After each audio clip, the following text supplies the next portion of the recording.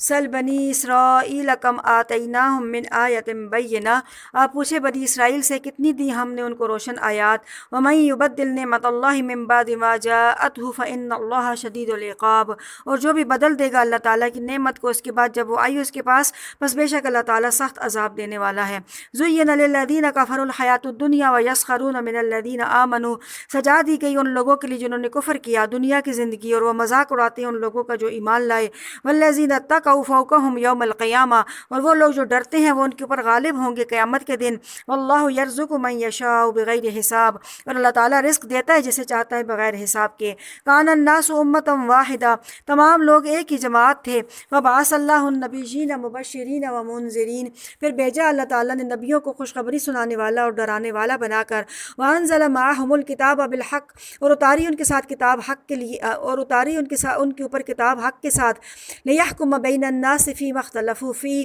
تاکہ فیصلہ کریں ان لوگوں کے درمیان ان مسائل میں جن میں اختلاف کیا انہوں نے۔ وما اختلف فیہ الا الذین اوتوہ من بعد ما جاءتہم البینات، اور نہیں اختلاف کیا انہوں نے اس میں مگر الا الذین اوتوہ، مگر ان لوگوں نے جو دیے گئے تھے وہ کتاب، اس کے بعد جب آ گئی ان کے پاس روشن دلائل، بغیم بینہم، آپس کی ضد سے۔ فہدی اللہ الذین آمنوا لما اختلفوا فیہ من الحق باذنہ، پھر ہدایت دی اللہ تعالیٰ نے ان لوگوں کو جو ایمان لائے تھے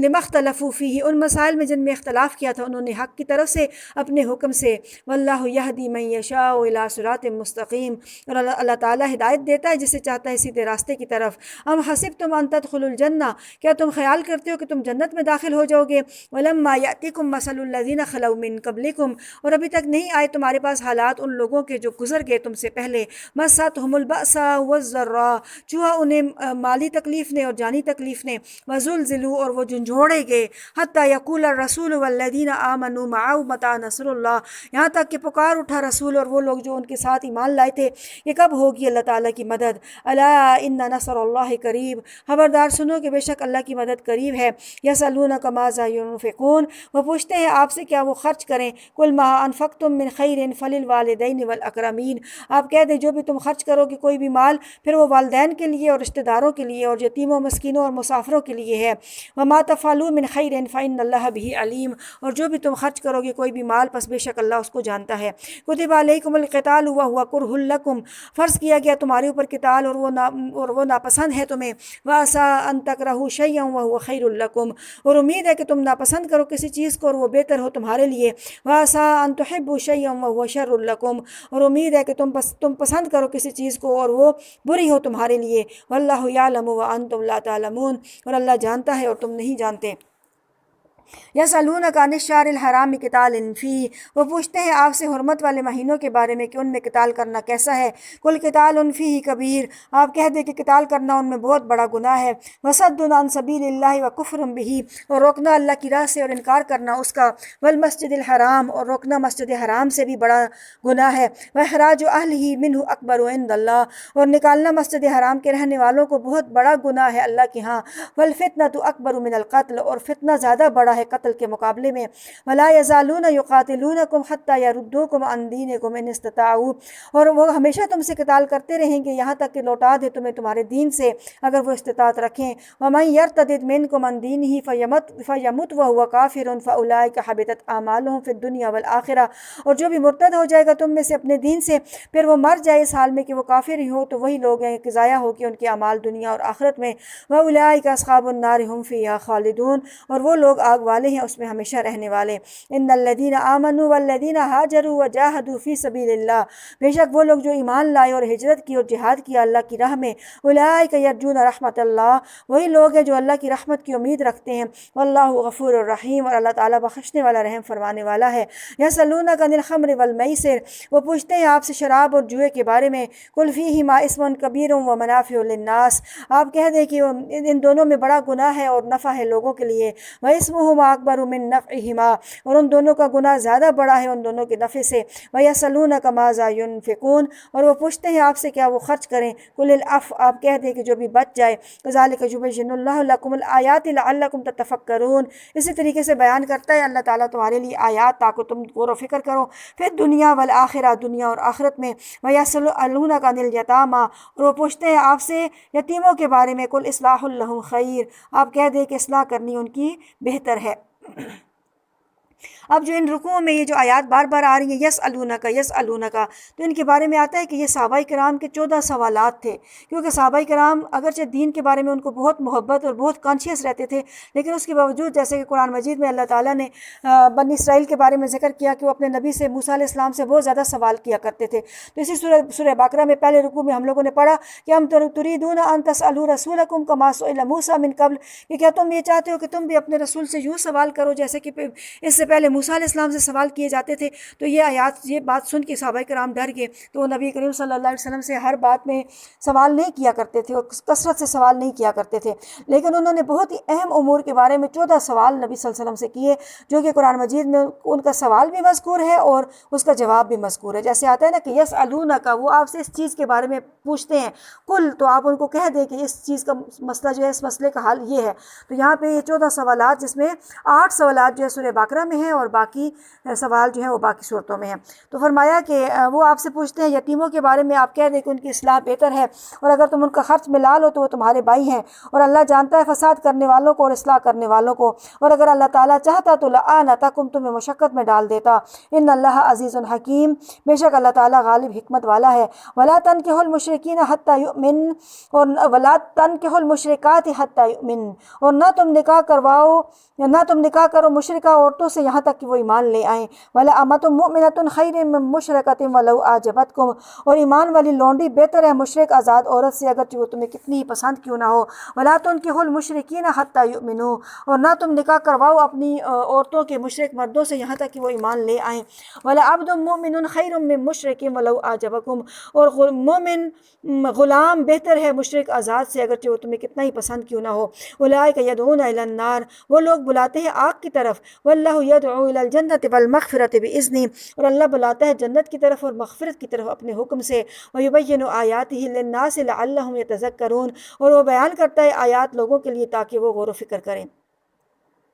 وَيَسْأَلُونَكَ عَنِ الْمَحِيضِ، اور وہ پوچھتے ہیں آپ سے حیض کے بارے میں، قُلْ هُوَ أَذًى فَاعْتَزِلُوا النِّسَاءَ فِي الْمَحِيضِ، آپ ان سے کہہ دیں کہ وہ تکلیف ہے، وہ گندگی ہے، ناپاکی ہے، پھر تم علیحدہ رہو عورتوں سے حیض کے دنوں میں۔ وَلَا تَقْرَبُوهُنَّ حَتَّى يَطْهُرْنَ، اور نہ تم قریب جاؤ ان کے یہاں تک کہ وہ پاکیزہ ہو جائیں۔ وَإِذَا تَطَهَّرْنَ فَأْتُوهُنَّ مِنْ حَيْثُ أَمَرَكُمُ اللَّهُ، پھر جب وہ پاکیزہ ہو جائے تو تم آؤ ان کے پاس جہاں سے حکم دیا تمہیں اللہ تعالیٰ نے۔ إِنَّ اللَّهَ يُحِبُّ التَّوَّابِينَ وَيُحِبُّ الْمُتَطَهِّرِينَ،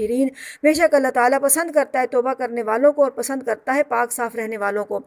نساؤکم حرث لکم فأتوا حرثکم انا شئتم، تمہاری عورتیں تمہاری کھیتیاں ہیں، پھر تم آؤ اپنی کھیتیوں کے پاس جہاں سے تم چاہو۔ وقدموا لانفسکم، اور تم آگے بھیجو اپنی جانوں کے لیے۔ واتقوا اللہ واعلموا انکم ملاقوہ وبشر المؤمنین، اور تم ڈرتے رہو اللہ تعالیٰ سے اور جان لو کہ تم اس سے ملاقات کرنے والے ہو، اور آپ خوشخبری دے دے ایمان والوں کو۔ ولا تجعلوا اللہ عرضۃ لایمانکم، اور نہ تم بناؤ اللہ تعالیٰ کے نام کو ہدف اپنی قسموں کا۔ ان تبروا وتتقوا وتصلحوا بین الناس، یہ کہ تم نیکی نہیں کرو گے اور تم تقوی اختیار نہیں کرو گے اور لوگوں کے درمیان اصلاح نہیں کرو گے۔ واللہ سمیع علیم، اور اللہ تعالیٰ سننے والا جاننے والا ہے۔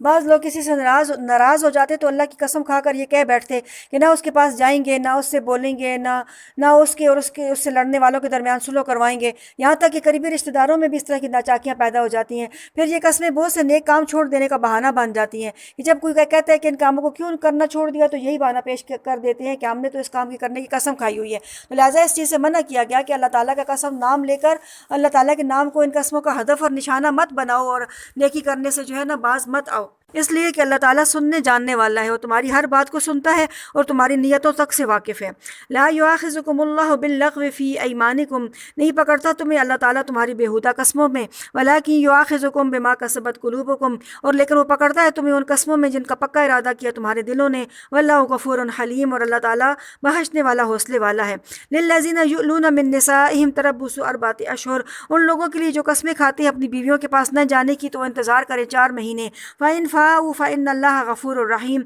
پھر اگر وہ لوٹ آئیں تو بے شک اللہ تعالیٰ بخشنے والا رحم کرنے والا ہے۔ وَإِنْ عَزَمُوا الطَّلَاقَ فَإِنَّ اللَّهَ سَمِيعٌ عَلِيمٌ، اور اگر وہ ارادہ کر لے طلاق دینے کا پس بے شک اللہ تعالیٰ سننے والا جاننے والا ہے۔ اس کو کہتے ہیں اسلام میں اعلاء کرنا۔ اعلاء کا مطلب ہے کہ کوئی بندہ اپنی بیوی سے ناراض ہو کے اس کے پاس نہ جانے کی قسم کھا لے تو کہتے ہیں کہ اس کے پاس 4 مہینے کا ٹائم ہے۔ یولون ایلا سے نکلا ہے۔ ایلا کا مطلب یہ ہوتا تھا کہ اسلام سے پہلے یہ بھی ایک طرح کی طلاق مروج تھی۔ اس میں یہ ہوتا ہے کہ شوہر جو بیوی سے علیحدہ ہو جاتا اور اس کے پاس نہ جانے کی قسم کھا لیتا، تو قرآن نے یہ بتایا کہ اب یہ طلاق نہیں ہے بلکہ یہ غور و فکر کرنے کا ایک ٹائم ہے جس میں شوہر کو 4 مہینے کا ٹائم دیا گیا ہے۔ تو 4 مہینے تک وہ غور و فکر کر سکتا ہے کہ اس بیوی کو رکھنا ہے یا اس کو چھوڑنا ہے۔ تو اگر تو وہ رکھنا ہے تو اس کو رجوع کر لے اور اپنی قسم کا کفارہ ادا کرے، اور اگر چھوڑنا ہے تو پھر وہ پراپر طریقے سے اس کو چھوڑ دے، اور یعنی یہ اس طریقے سے کہ اس کو اپنے نکاح میں بھی رکھے اور پھر اس کے پاس نہ جانے کی قسم بھی کھا لے اور مدت دراز تک اس کی حقوق بھی ادا نہ کرے، تو اسلام شوہر کو اس چیز کی اجازت نہیں دیتا۔ اگلی آیت میں آئے کہ وَإِنْ عَزَمُوا الطَّلَاقَ فَإِنَّ اللَّهَ سَمِيعٌ عَلِيمٌ، اور اگر وہ طلاق کا ارادہ کر ہی لے تو بے شک اللہ تعالیٰ سننے والا جاننے والا ہے۔ وَالْمُطَلَّقَاتُ يَتَرَبَّصْنَ بِأَنفُسِهِنَّ ثَلَاثَةَ قُرُوءٍ، اور جو طلاق والی عورتیں ہیں وہ انتظار کریں اپنی جانوں کے ساتھ تین حیض 3 مہینے۔ وَلَا يَحِلُّ لَهُنَّ أَن يَكْتُمْنَ مَا خَلَقَ اللَّهُ فِي أَرْحَامِهِنَّ إِن كُنَّ يُؤْمِنَّ بِاللَّهِ وَالْيَوْمِ الْآخِرِ، اور ان کے لیے حلال نہیں ہے کہ وہ چھپائیں اس چیز کو جو پیدا کی اللہ تعالیٰ نے ان کے رحموں میں، اگر وہ ایمان لانے والی ہیں اللہ پر اور آخرت کے دن پر۔ وَبُعُولَتُهُنَّ أَحَقُّ بِرَدِّهِنَّ فِي ذَلِكَ إِنْ أَرَادُوا إِصْلَاحًا، اور ان کے خاوند زیادہ حقدار ہیں ان کے لوٹا لانے کے اس معاملے میں اگر وہ ارادہ کریں اصلاح کرنے کا۔ وَلَهُنَّ مِثْلُ الَّذِي عَلَيْهِنَّ بِالْمَعْرُوفِ، اور ان عورتوں کے بھی ان شوہروں پہ اتنے ہی حقوق ہے جیسے کہ ان شوہروں کے ان عورتوں پر ہیں دستور کے مطابق۔ وَلِلرِّجَالِ عَلَيْهِنَّ دَرَجَةٌ، اور مردوں کے ان کے اوپر مردوں کو عورتوں کے اوپر ایک درجہ فضیلت حاصل ہے، اور اللہ تعالیٰ غالب حکمت والا ہے۔ اب ان آیات میں اللہ تعالیٰ نے متعلقہ عورتوں کے لیے کچھ احکامات بیان فرمائے ہیں کہ جن کا ان کی نالج میں ہونا ضروری ہے۔ اس میں ایک تو یہ ہے کہ متعلقہ عورتیں جو ہوتی ہیں ان کی عدت 3 مہینے ہے، یعنی 3 مہینے تک 3 حیض تک جو ہے نا وہ اپنے آپ کو روکے رکھیں گی، اور ان کی عدت ختم نہیں ہوگی، اس کے بعد وہ پھر اس نکاح سے فارغ ہو جائیں گی۔ دوسرا ان کو یہ حکم دیا گیا کہ اللہ تعالیٰ نے ان کے رحم میں اگر کوئی چیز پیدا کر رکھی ہے، یعنی کوئی پریگننسی وغیرہ ہے، تو اس کو نہ چھپائیں بلکہ اس کو ظاہر کر دیں، کیونکہ اس صورت میں پھر عدت کے احکامات چینج ہو جاتے ہیں۔ تو اگر وہ یہ کام کریں گی اور چھپا لیں گی اس کو تو پھر وہ بعد میں جو ہے نا اس کا برا اثر پڑے گا۔ تیسرا یہ بتایا گیا کہ ان کے اگر خامن جو ہے رجوع کرنا چاہتے ہیں تو ان کا زیادہ حق ہے کہ بجائے اس کی کوئی عدت گزارنے کے بعد کسی دوسری جگہ پہ نکاح کریں، تو اگر ان کو طلاق رجعی دی گئی ہے، 1 یا 2 طلاقیں دی گئی ہیں، اور اس کے بعد شوہر ان سے رجوع کرنا چاہتا ہے تو اس کا زیادہ حق ہے کہ وہ اسی کی طرف لوٹ کے جائے۔ اور چوتھی بات جو حکم جو یعنی ایک ہدایت دی گئی ہے وہ شوہر اور بیوی دونوں کے لیے ہے کہ یعنی اگر اس چیز کے اوپر کو مد نظر رکھا جائے اور اس چیز کو کے اوپر غور کیا جائے تو پھر بہت سارے گھر میں جو لڑائی جھگڑے ہوتے ہیں ان کی جڑ ہی ختم ہو جاتی ہے۔ وہ مسئلہ یہ ہے کہ ان عورتوں کے بھی اتنے ہی حقوق ہے شوہروں کے اوپر جتنا کہ شوہروں کے حقوق جو ہے بیویوں کے اوپر ہے۔ تو ہمارے معاشرے میں ہمیشہ یہ ہوتا ہے کہ جیسے کہتے ہیں جس کی لاٹھی اس کی بھینس، جس کے پاس اختیار ہوتا ہے، جس کے پاس اتھارٹی ہوتی ہے، جس کے پاس قوت اور طاقت ہوتی ہے تو وہ اپنے حقوق تو منوا لیتا ہے، لیکن جو کمزور طبقہ ہوتا ہے اس کے حقوق عموماً دب جاتے ہیں۔ تو یہی وجہ ہے کہ ہمیشہ یہ تو سننے میں آتا ہے کہ شوہر کا یہ حق ہے کہ بیوی اس کی یہ اس طرح خدمت کرے، اس طرح خدمت کرے، لیکن یہ کسی نے بھی نہیں کہا کہ بیوی کا بھی کچھ حق ہے۔ لہٰذا یہاں پہ قرآن نے یہ بتا دیا کہ ان عورتوں کے بھی اتنے ہی حقوق شوہروں کے اوپر ہیں جتنا کہ شوہروں کے ان عورتوں بیویوں کے اوپر ہیں۔ تو اگر شوہر ان چیزوں کو سمجھ جائے اور ان کو پورے حقوق ابتدا سے ہی دے دیں تو پھر یہاں تک نوبت ہی نہ پہنچے۔ تو اس لیے اس طرف توجہ دلائی گئی اور فرمایا کہ اللہ تعالیٰ بہت ہی غالب اور بہت ہی حکمت والا ہے اور ہر چیز کو کی حکمتوں کو مد نظر رکھ کے ان کے اوپر احکامات مرتب کرتا ہے۔ الطلاق مرتان، طلاق رجعی 2 مرتبہ ہے۔ فامساک بمعروف او تسریح باحسان، پھر روک لینا دستور کے مطابق یا رخصت کر دینا اچھے طریقے سے۔ ولا یحل لکم ان تاخذوا مما آتیتموہن شیئا، اور نہیں حلال تمہارے لیے یہ کہ تم لو اس مال میں سے جو تم دے چکے ہو اسے کچھ بھی، الا ان یخافا الا یقیما حدود اللہ، مگر یہ کہ وہ دونوں ڈرے کہ نہیں وہ قائم کر سکیں گے اللہ کی حدود کو۔ فان خفتم الا یقیما حدود اللہ، پھر اگر تمہیں ڈر ہو کہ نہیں تم وہ دونوں نہیں قائم کر سکیں گے اللہ کی حدود کو، فلا جناح علیہما فیما افتدت بھی، تو نہیں گناہ اس عورت کے اوپر کوئی بھی کہ اس مال میں جو وہ چھڑاوے میں دیتی ہے اس شوہر کو۔ تو اب ان آیات میں بھی کچھ احکامات ہیں، تو ساتھ ساتھ ان کو ایک ایک چیز کو دیکھتے ہوئے چلیں گے۔ ایک تو پہلے یہ بتا دیا کہ طلاق رجعی جو 2 مرتبہ ہی ہوتی ہے، اگر 3 مرتبہ طلاق دے دی تو وہ طلاق بائن ہو جائے گی اور بیوی پھر اس کے نکاح سے نکل جائے گی۔ تو فرمایا کہ 2 مرتبہ طلاق دے اور پھر اس کے بعد عدت کے اندر اندر سوچنے کا اور غور کرنے کا موقع مل جاتا ہے، تو پھر اگر روکنے کا ارادہ ہو تو اچھے طریقے سے روک کے رکھے، اور اگر رخصت کرنے کا ارادہ ہو تب بھی احسان کے ساتھ رخصت کرنا چاہیے، کیونکہ یہ جس طرح ایک ایسا معاملہ ہے نکاح کا جس کو انسان بہت ہی خوش اسلوبی سے اور بہت ہنسی خوشی اس کو منعقد کرتا ہے، تو اگر اس کو توڑنے کا وقت آ جائے تو تب بھی اچھے طریقے سے اس کو توڑنا چاہیے، اور اس میں جو ہے نا ایک دوسرے کو دل برا کر کے اور لڑائی جھگڑا اور گالی گلوچ اور فساد کر کے اس کو ختم نہیں کرنا چاہیے۔ اور دوسرا آگے یہ بتایا جا رہا ہے کہ اگر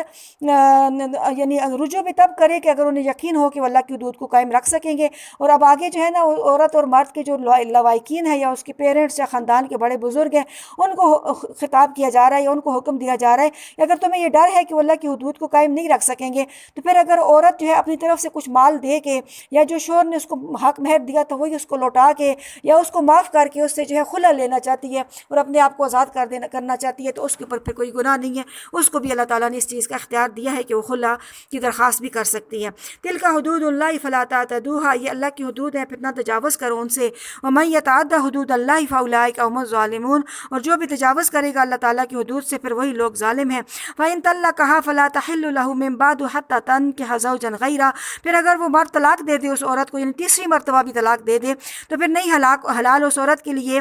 فلا تحل له، پھر وہ عورت اس کے لیے حلال نہیں ہے یہاں تک کہ وہ نکاح کرے تو کسی دوسرے خامد سے۔ فإن طلقها فلا جناح علیہما، پھر اگر دوسرا خامد بھی طلاق دے دے تو نہیں کوئی گناہ ان دونوں پر، ان یتراجعا، کہ وہ آپس میں لوٹ آئیں، ان ظنا ان یقیما حدود اللہ، اگر وہ یقین کریں کہ وہ قائم کر سکیں گے اللہ کی حدود کو، وتلک حدود اللہ یبینھا لقوم یعلمون، اور یہ اللہ کی حدود ہے وہ بیان کرتا ہے انہیں جاننے والے لوگوں کے لیے۔ تو اب یہ جو تیسرا اس میں ایک آپشن بیان کیا گیا کہ اگر شوہر تیسری طلاق بھی دے دیتا ہے تو پھر وہ عورت اس کے لیے حلال نہیں رہتی یہاں تک کہ وہ کسی دوسرے شوہر سے نکاح کرے، تو اس کو جو ہے اسلام میں حلالہ کہا جاتا ہے۔ لیکن حلالہ کا بھی مطلب یہ نہیں ہے کہ وہ کوئی پلانٹڈ طریقے سے دوسرے سے نکاح کرے اور پھر اس سے طلاق لے، بلکہ یہ ہے کہ وہ عورت اس کے نکاح سے نکل کے ہی اپنی عدت پوری کرنے کے بعد وہ کسی بھی دوسری جگہ پہ نکاح کر سکتی ہے، وہ اس کے لیے آزاد ہے۔ اب اگر قدرتی طور پہ دوسرا شوہر بھی اس کو طلاق دے دیتا ہے یا وہاں سے اس کو وہ بیوہ ہو جاتی ہے، شوہر مر جاتا ہے، پھر اس کی بھی عدت گزارتی ہے، تو پھر پہلے شوہر کے لیے یعنی وہ حلال ہے کہ وہ پہلا شوہر اس کو اگر نکاح کا پیغام بھیجے تو اس کے ساتھ بھی وہ نکاح کر سکتی ہے۔ لیکن اس کا یہ مطلب نہیں ہے جس طریقے سے اکثر لوگ جو ہے اللہ تعالیٰ کی شریعتوں کا مذاق اڑاتے ہیں، قرآن کی آیات کا مذاق اڑاتے ہیں اور اس کو اپنے مقصد کے لیے استعمال کرتے ہیں، اور یہ حلالہ بھی ایک ایسا ایشو ہے جس کو بہت زیادہ مس یوز کیا جاتا ہے۔ تو اس کا یہ مطلب نہیں کہ ایک شخص نے طلاق دے دی پھر وہ پچھتا گیا اور اس نے کسی دوسرے بندے سے جو ہے پلانٹڈ طریقے سے نکاح کروا لیا، پھر اس سے طلاق دلوا لی اور اپنے لیے اس بیوی کو حلال کر دیا، تو یہ اس طریقے سے بالکل بھی وہ اس کے لیے حلال نہیں ہوتی، اور اس طریقے کا نکاح ہی منعقد نہیں ہوتا۔ نہ پہلے کے ساتھ نکاح منعقد ہوا جس کے ساتھ پلانٹڈ نکاح کیا گیا، اور اسے طلاق دلوا کے جب دوسرے کے ساتھ پہلے شوہر سے کیا گیا تو وہ بھی منعقد نہیں ہوا، تو دونوں جگہ پہ پھر جو ہے نا وہ عورت بھی گناہ گار ہوگی اور اس طرح کروانے والے اس سے جو ہے وہ بھی گناہ گار ہوں گے۔ وَإِذَا طَلَّقْتُمُ النِّسَاءَ فَبَلَغْنَ أَجَلَهُنَّ فَأَمْسِكُوهُنَّ بِمَعْرُوفٍ أَوْ سَرِّحُوهُنَّ بِمَعْرُوفٍ، اور جب تم طلاق دو عورتوں کو پھر وہ پہنچ جائیں اپنی عدت کو تو روک لو ان کو دستور کے مطابق یا رخصت کر دو انہیں دستور کے مطابق۔ وَلَا تُمْسِكُوهُنَّ ضِرَارًا لِتَعْتَدُوا، اور نہ تم روکو انہیں تکلیف دینے کے لیے تاکہ تم زیادتی کرو۔ وَمَن يَفْعَلْ ذَلِكَ فَقَدْ ظَلَمَ نَفْسَهُ، اور جس نے بھی کیا یہ کام تو بس تحقیق ظلم کیا اس نے اپنی جان پر۔ اب یہاں پہ یہ بتایا جا رہا ہے کہ جب تم عورت کو طلاق دے دیتے ہو اپنی عدت کو پہنچ جاتی ہے تو انہیں اچھے طریقے سے رخصت کر لو، اور اگر رکھنا چاہتے ہو تو اچھے طریقے سے رکھ لو، لیکن اس نیت سے نہ رکھو کہ تم اس کو تکلیف دو گے کہ جو ہی عدت پوری ہونے والی ہوئی پھر رجوع کر لیا، پھر گھر میں واپس لے آیا، پھر وہی دنگا فساد اور وہی لڑائی جھگڑا، پھر دوبارہ طلاق دے دی، پھر عدت پوری ہونے والی آئی تو پھر رجوع کر لیا، تو اس طریقے سے نہ تو مکمل طور پہ طلاق دی اور نہ ہی مکمل طور پہ رکھنے کے طور پہ اس کو رکھا، تو یہ ساری صورت جو ہے عورت کو مکمل طور پہ ایذا دینے کے مترادف ہے، تو اس سے منع کیا گیا کہ اس طرح مت کرو، جو بھی ایسے کرے گا تو اس کا مطلب یہ ہے کہ اس نے اپنی جان پر ظلم کیا۔ وَلَا تَتَّخِذُوا آیَاتِ اللَّهِ ہُزُوًا، اور اللہ کی آیات کو مذاق مت بناؤ۔ وَاذْكُرُوا نِعْمَتَ اللَّهِ عَلَيْكُمْ وَمَا أَنزَلَ عَلَيْكُمْ مِنَ الْكِتَابِ وَالْحِكْمَةِ، اور تم یاد کرو اللہ کی نعمت اپنے اوپر اور جو بھی اتاری اس نے تمہاری اوپر کتاب اور حکمت، وہ نصیحت کرتا ہے تمہیں اس کے ذریعے، اور تم ڈرتے رہو اللہ تعالیٰ سے اور جان لو کہ بے شک اللہ تعالیٰ ہر چیز کو جاننے والا ہے۔